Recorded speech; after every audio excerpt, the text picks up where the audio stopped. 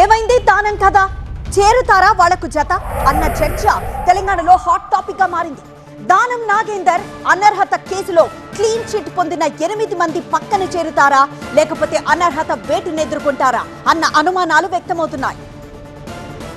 Khairatabad MLA Danam Nagender అనర్హత పిటిషన్పై విచారణ జరిపారు తెలంగాణ అసెంబ్లీ స్పీకర్ గడ్డం ప్రసాద్ కుమార్. దానంపై బీఆర్ఎస్ ఎమ్మెల్యే పాడి కౌశిక్ రెడ్డి, బీజేపీ శాసనసభాపక్ష నేత ఏలేటి మహేశ్వర్ రెడ్డి పిటిషన్లను విచారించారు.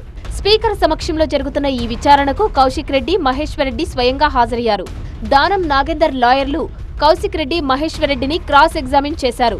తమ వద్ద ఉన్న ఆధారాలను, చట్టపరమైన అంశాలను స్పీకర్ దృష్టికి తీసుకెళ్లామన్నారు కౌశిక్ రెడ్డి, మహేశ్వర్ రెడ్డి. బీఆర్ఎస్ పార్టీ సుప్రీంకోర్టులో దానం నాగేంద్ర గారిని సస్పెండ్ చేసినట్టుగా అఫిడవిట్ ఫైల్ చేశారా లేదా అని నన్ను అడ్వకేట్ అడిగారంటే, మరి దాంట్లో అఫిడవిట్లో సస్పెండ్ చేసినట్టు ఉన్నది అని మరి వాళ్ళ కౌన్సిల్ చెప్తున్నారంటే, మరి ఇంతకాలం బీఆర్ఎస్ పార్టీ దీన్ని ఎందుకు దాచింది, మరి ఇంతకాలం కాంగ్రెస్ పార్టీ కూడా దాన్ని బేస్ చేసుకొని ఎందుకోసం అని చెప్పేసి కేసును మరి డ్రాగ్ చేస్తూ పెండింగ్ పెట్టిందో, మరి ఆ రెండు పార్టీలు ఈరోజు స్పష్టత ఇవ్వాల్సిందిగా నేను అడుగుతా ఉన్నాను.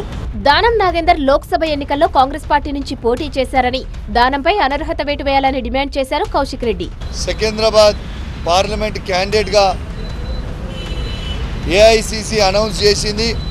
వారి ఏఐసిసి లిస్టులో అనౌన్స్ చేసిన లిస్టులో 46వ నంబర్లో దానం నాగేందర్ గారి పేరు ఉన్నది అని అన్ని కూడా ఎవిడెన్స్తో సహా చూపించడం జరిగింది.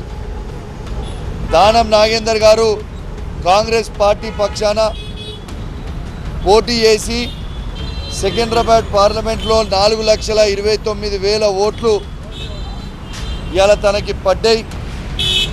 ఇది క్లియర్ కట్ కేసు.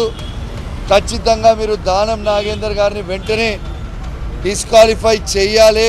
ఇప్పటి వరకు మొత్తం 10 మంది ఎమ్మెల్యేలపై అనర్హత పిటిషన్లు దాఖలు కాగా వారిలో 8 మందికి క్లీన్ చిట్ ఇచ్చారు స్పీకర్. అరికెపూడి గాంధీ, గూడెం మహిపాల్ రెడ్డి, బండ్ల కృష్ణమోహన్, ప్రకాష్ గౌడ్, తెల్లం వెంకట్రావు, పోచారం శ్రీనివాసరెడ్డి, కాల యాదయ్య, సంజయ్లు పార్టీ మారినట్లు ఆధారాలు లేవని తేల్చారు స్పీకర్.